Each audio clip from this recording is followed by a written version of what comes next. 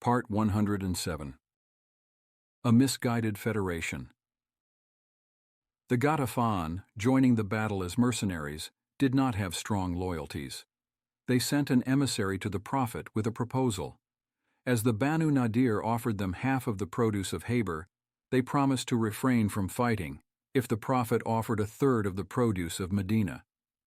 The Ghatafan comprised the second largest group amongst the Confederates, and the Muslims were in a dire situation behind the trench, so the Prophet considered their proposal and sought counsel from his companions. He gathered with Sa'ad ibn Mu'ad and Sa'ad ibn Ubadah, the leaders of the Aws and Hazraj respectively. They both asked, "Is this something that Allah has commanded you to do? If it is revelation, then we listen and obey. But if it is a matter of ijtihad, independent judgment, then we have never humiliated ourselves in the era of pre-Islamic ignorance, so why should we humiliate ourselves in the era of Islam?" Neither the Aws nor the Hazraj had ever been conquered, so they retained their elite mentality of independence.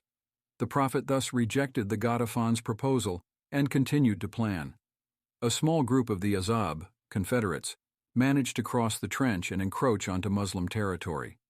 They were led by Amr ibn Abd Wud, famous for his ferocity in battle. He donned his red turban of death, similar to that of Abu Dujana at Uhud. He declared, "Who will fight me?" Ali ibn Abi Talib, the brave warrior that he was, volunteered himself yet again. The Prophet stopped him and said, "Sit down, Ali, that is Amr." Ali was a young man in his 20s, while Amr ibn Abdwud was in the prime of his fighting life with years of experience and insight, so the Prophet feared for his safety. Ammar yelled again, "Who will fight me?" Ali volunteered himself again, and the Prophet again said, "Sit down."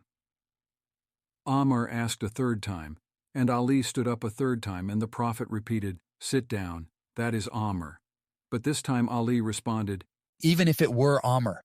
The Prophet was impressed with his valor and allowed Ali to fight. Ammar asked Ali to identify himself, then said, "Go back, my nephew, and bring one of your uncles, for I do not wish to spill your blood." Ali responded defiantly, "But I do wish to spill your blood." Enraged, Ammar charged forward ferociously, as did Ali, and the dust from their galloping horses enveloped them completely, so much so that no one knew who won until they heard a cheer of Allahu Akbar from within the dust. Nawfal ibn Abdillah also crossed the trench, and Zubair ibn al-Awwam charged and struck him with so much force that Nawfal's body split in half from head to toe. Someone remarked, "What an amazing sword." To which Zubair responded, "It is not the sword, it is the arm." Khalid ibn al-Walid, not yet Muslim, also crossed over. He engaged in a sword fight but crossed back without inflicting any casualties.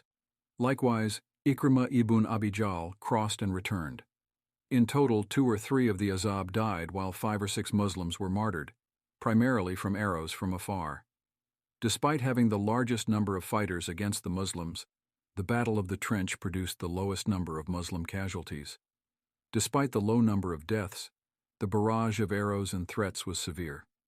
At one point, defending the trench was so intense that the Muslims could not even pray Asr until after the sun had set.